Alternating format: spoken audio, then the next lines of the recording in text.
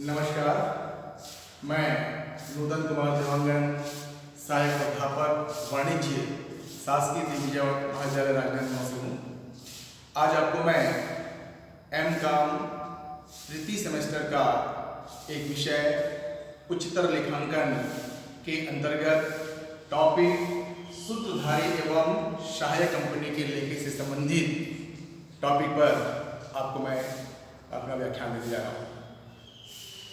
जैसे कि हमको मालूम है कि कोई भी एक कंपनी जब किसी दूसरी कंपनी के आधे से अधिक समता अंशों को क्रय कर लेती है, more than 50% share equity share खरीद लेती है, तो क्रेता कंपनी विक्रेता कंपनी का सूत्रधारी कंपनी और जो विक्रेता कंपनी है वो सूत्रधारी कंपनी का सहायक कंपनी बन जाता है। तो अंशों को क्रय करने के पश्चात दोनों कंपनी की चिट्ठी को मिलाते हुए हमको मिश्रित चिट्ठी का निर्माण करना होता है। इस संबंध में आज आपको हम विस्तार से इसका गणना प्रक्रिया और मिश्रित चिट्ठा कैसे तैयार किया जाता है इसके बारे में हम अध्ययन करेंगे। सबसे पहले हमको ये ध्यान रखना पड़ता है कि सूत्रधारी कंपनी ने सहायक कंपनी के कितने प्रतिशत अंशों को खरीदा है। इसकी गणना करने के लिए सूत्रधारी कंपनी द्वारा सहायक कंपनी के क्रय किए गए अंशों की संख्या बटे सहायक कंपनी में कुल समता अंशों की संख्या गुना 100, इस फार्मूले से सूत्रधारी कंपनी ने सहायक कंपनी में कितने अंशों को या कितने प्रतिशत हिस्सों में उसने अंश खरीदा है ये निकल जाता है। जैसे कि अगर माना कि सहायक कंपनी में 10,000 अंश है और उनमें से 6,000 अंश यदि सूत्रधारी कंपनी ने खरीद लिया तो 6,000 अंश कुल 10,000 में से इस प्रकार 60% समता अंशों को सूत्रधारी कंपनी द्वारा खरीद लिया गया है।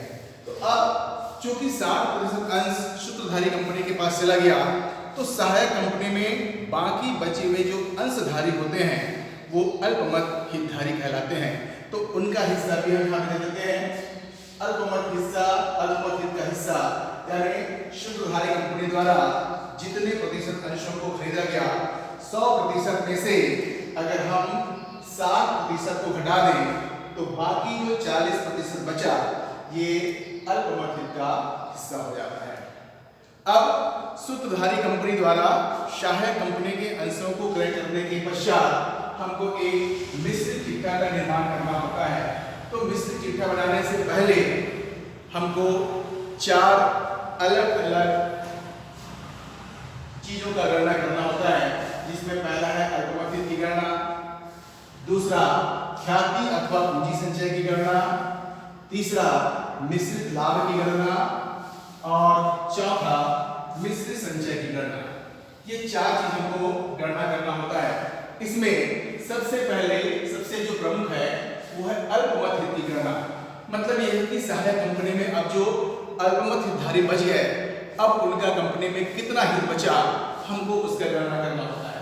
तो इसके लिए सहायक कंपनी की जितनी जो समता अंश पूंजी है उस पूंजी में अल्पमत हितधारियों का हिस्सा जैसे मान लें कि 40% बच गया तो अब उस कुल पूंजी में 40% हिस्सा अल्पमत हितधारियों की है। तो गणना करके 40% जो समता अंश पूंजी बचा ये अल्पमत हितधारी होता है। साथ में यदि सहायक कंपनी ने बोनस अंश जारी किया है तो कुल जारी किया गया बोनस अंशों का मूल्य गुना 40/100। तीसरा फिर सहायक कंपनी का संचित लाभ, सहायक कंपनी की चिट्ठी में जो संचय व आदि के शीर्षक के अंतर्गत लाभ की राशि जो दिया होता है उस लाभ की राशि का 40% कहने मतलब ये है कि जो अल्पमत हित का जो हिस्सा बचा है उसका हिस्सा जो राशि होगा वो भी इसमें शामिल होगा। चौथा फिर सहायक कंपनी का संचित लाभ, कंपनी में यदि संचित संचय यदि सहायक कंपनी की चिट्ठी में संचय की राशि दिया है तो उस संचय की राशि का भी 40% भाग अल्पमत हितधारियों के होगा। और अंत में पुनर्मूल्यांकन से लाभ अथवा हानि, यदि सहायक कंपनी की संपत्तियों का पुनर्मूल्यांकन किया गया है तो पुनर्मूल्यांकन होने से संपत्तियों के मूल्य में वृद्धि भी हो सकता है या कमी भी हो सकती है। तो अगर वृद्धि होगा तो लाभ होगा और अगर कमी हो रही तो हानि होगी।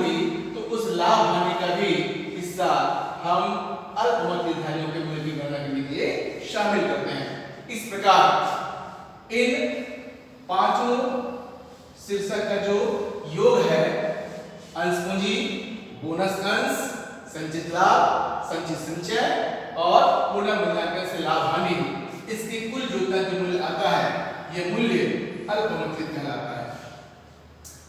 दूसरा फिर, चूंकि सूत्रधारी कंपनी ने सहायक कंपनी के अंशों को खरीदा है तो उस खरीदे गए अंशों से एक प्रकार से हम लाभ या हानि के रूप में भी हम देखते हैं उसको गणना करते हुए, तो उसके अंशों को खरीदने से कितना लाभ या हानि हुआ उसके लिए हम ख्याति अथवा पूंजी संचय की गणना करते हैं। ख्याति अथवा पूंजी संचय की गणना दो भागों में होता है।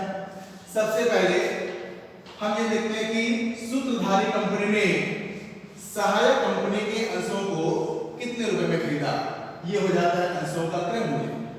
दूसरा फिर अंशों का लागत मूल्य, क्रय किए गए अंशों का लागत मूल्य।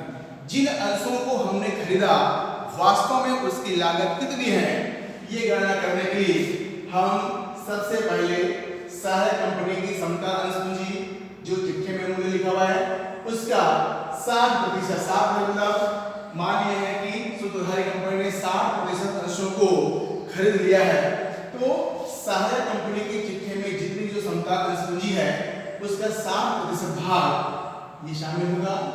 दूसरा फिर सहायक कंपनी ने अगर बोनस अंश जारी किया हुआ है तो उसका भी सहायक कंपनी के बोनस अंश का 60%। फिर सहायक लिमिटेड का पूंजीगत लाभ। अब यहाँ पे ध्यान रखना है कि हमको सहायक कंपनी की चिट्ठी में जो लाभ की राशि दी हुई है उस लाभ की राशि को अंशों की क्रय तिथि के पूर्व का और अंशों की क्रय तिथि के बाद का उस आधार पर हमको दो भागों में बांटना होता है। सहायक कंपनी की चिट्ठी में जो लाभ दिया हुआ है उस लाभ में से जिस तारीख को सूत्रधारी कंपनी ने सहायक कंपनी के अंशों को खरीदा उस समय तक का जो लाभ है वो पूंजीगत लाभ कहलाता है और अंशों को क्रय करने के बाद सहायक कंपनी ने जो लाभ कमाया वो आयगत लाभ कहलाता है। तो यहाँ पे हमको ध्यान रखना है, हमको लागत मूल्य की गणना करने के लिए सहायक कंपनी के केवल पूंजीगत लाभ वाले हिस्से की गणना कर उसमें से 60% हिस्सा जो सूत्रधारी कंपनी के हिस्से में जा रहा है उनको शामिल करना है।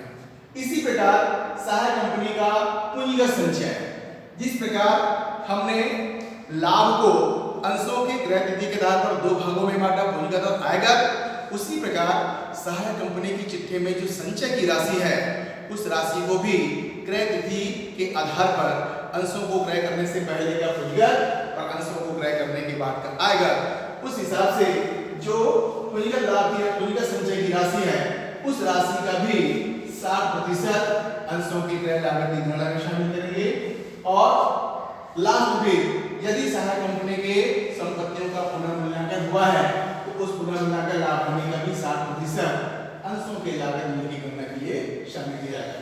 इस प्रकार इन पांचों बिंदु का जो योग है ये अंशों का लागत मूल्य कहलाता है। अब हमको यहाँ पे ये ध्यान रखना है कि जो क्रय मूल्य है, क्रय मूल्य और लागत मूल्य, ये क्रय मूल्य हो गया A और लागत मूल्य हो गया B, इन दोनों में तुलना करना है, देखना है कि अंशों का क्रय मूल्य लागत मूल्य से कम है अथवा अधिक है। यदि अंशों का क्रय मूल्य A वाले बिंदु अगर लागत मूल्य से अधिक है तो अंतर की राशि को ख्याति कहा जाता है।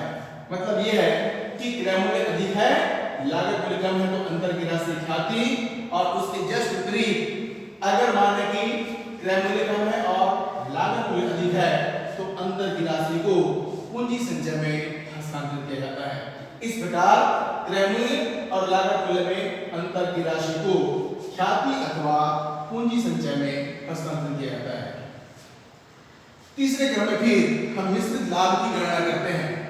मिश्रित लाभ की गणना करने के लिए चूंकि नाम से स्पष्ट मिश्रित मतलब दोनों को मिलाकर, सूत्रधारी कंपनी की चिट्ठी में जो लाभ की राशि दी है इस लाभ की कुल राशि में सहायक कंपनी की आयगत लाभ मतलब अंशों को क्रय करने के बाद सहायक कंपनी ने जो लाभ कमाया उस लाभ की राशि का 60% जो सूत्रधारी कंपनी को प्राप्त हो रहा है उन दोनों को जोड़ देंगे और इनके टोटल में से एक बिंदु यहाँ पे अशोधित लाभ। अशोधित लाभ क्या होता है थोड़ा समझ लेते हैं।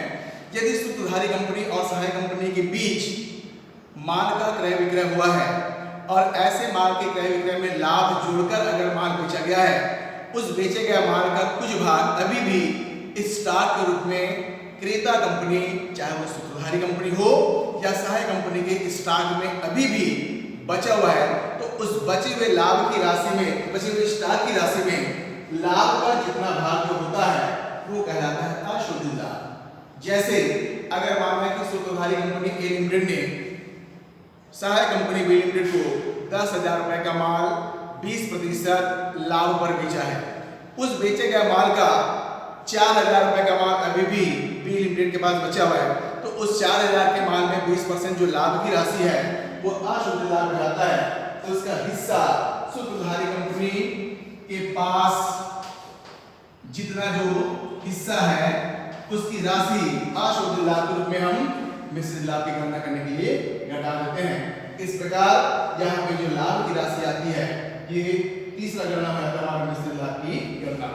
चौथे बिंदु में फिर हम मिश्रित संचय की गणना करते हैं।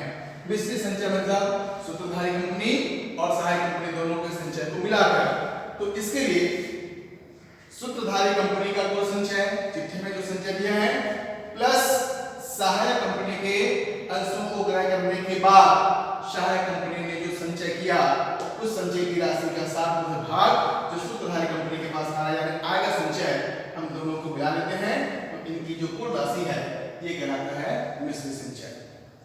इस प्रकार हमको 4 चीज की गणना करना होता है। सबसे पहले हम गणना करते हैं अल्पमथित की गणना, दूसरा ख्याति अथवा पूंजी संचय की गणना, तीसरा मिश्रित लाभ की गणना और चौथा मिश्रित संचय की गणना। ये गणना करने के पश्चात हमको अंत में दोनों कंपनी की चिट्ठे में दिए गए संपत्ति और दायित्वों को मिलाते हुए हमको मिश्रित चिट्ठा तैयार करना होता है।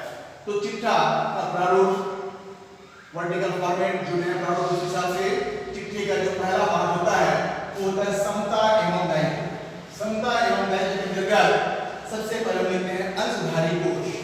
अंशधारी कोष में भी सबसे पहला अंश पूंजी, इस अंश पूंजी के अंतर्गत समता अंश पूंजी, पूर्वाधिकार अंश पूंजी, केवल और केवल सूत्रधारी कंपनी की चिट्ठी में जो अंश पूंजी की राशि है उसका लेखा करेंगे।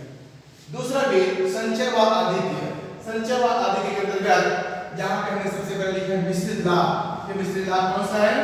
जो हमने वर्किंग नोट नंबर 3 मिश्रित लाभ की गणना किया है, दोनों कंपनी के लाभों को शामिल करते हुए जो लाभ आया उस लाभ की राशि का लेखा करेंगे। नेक्स्ट फिर मिश्रित संचय वर्किंग नोट नंबर 4 जो हमने यहाँ से गणना किया हुआ है, मिश्रित संचय की जो राशि आएगी उनको लिखेंगे। मैं यहाँ पे ब्रैकेट में वर्किंग नोट नंबर भी लिख दिया हूँ। इसके अलावा पूंजी संचय वर्किंग नोट नंबर 2 ख्याति अथवा पूंजी संचय की जो हमने गणना किया है उस गणना के आधार पर यदि पूंजी संचय की राशि आ रहा है तो इसका लेखा भी संचय व आधिक्य शीर्षक के अंतर्गत शामिल होगा। तीसरा फिर अल्पमथित, हमने यहाँ पे वर्किंग नोट नंबर 1 में अल्पमथित की गणना किया हुआ है। सहायक कंपनी के जो अल्पमथित धारी बचे हैं उनका अब कंपनी में कितना हित है उसका मूल्य, उसका लेखा भी हमको इस शीर्षक के अंतर्गत अल्पमथित में करेंगे। That is the working note number 1। ये हो गया पहला पार्ट अंशधारी कोष। दूसरा फिर गैर चालू दायित्व जिसके अंतर्गत कंपनी में ऋण पत्र हो सकते हैं, बैंक ऋण हो सकता है।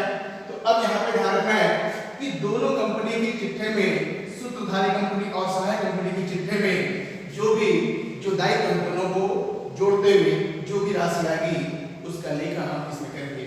अंत में भी चारों दायित्व के प्रावधान जिसके अंतर्गत लेनदार हो सकता है, देवी हो सकता है, अन्य कोई भी चालू दायित्व हो सकते हैं। दोनों कंपनी के चिट्ठे में दिए गए सूत्रधारी और सहायक कंपनी की चिट्ठे में जो राशि है उनको शामिल करते हुए यहाँ पे चिट्ठे में शामिल करेंगे। हो सकता है अंतर कंपनी समायोजन, जैसे देनदार एक कंपनी का देनदार दूसरी कंपनी का लेनदार है या एक कंपनी का देय बिल दूसरे का प्राप्य बिल है, तो इस प्रकार के अंतर कंपनी अगर समायोजन है तो उस समायोजन की राशि को देनदार और लेनदार में से दोनों तरफ घटा के लिखेंगे। इस प्रकार चिट्ठे का जो पहला भाग है समता एवं दायित्व ये समाप्त होता है।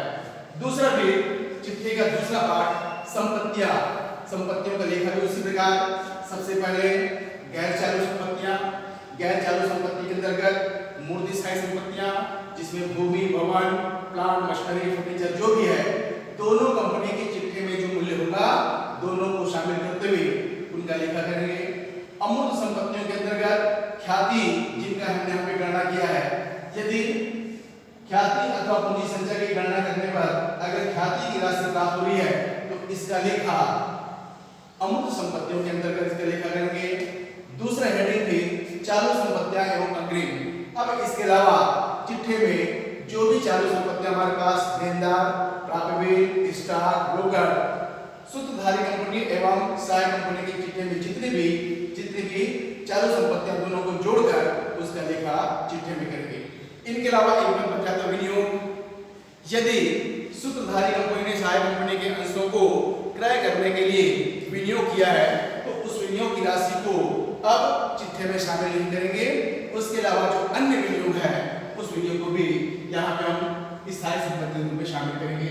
इस प्रकार हम अंत में देखेंगे कि मिश्रित चिट्ठा में संपत्ति चिट्ठे के दायित्व और संपत्ति दोनों पक्ष का योग बराबर आएगा। तो इस गणना को हमको ध्यान रखना है और इस प्रकार से मिश्रित चिट्ठा हमको तैयार करना है। धन्यवाद।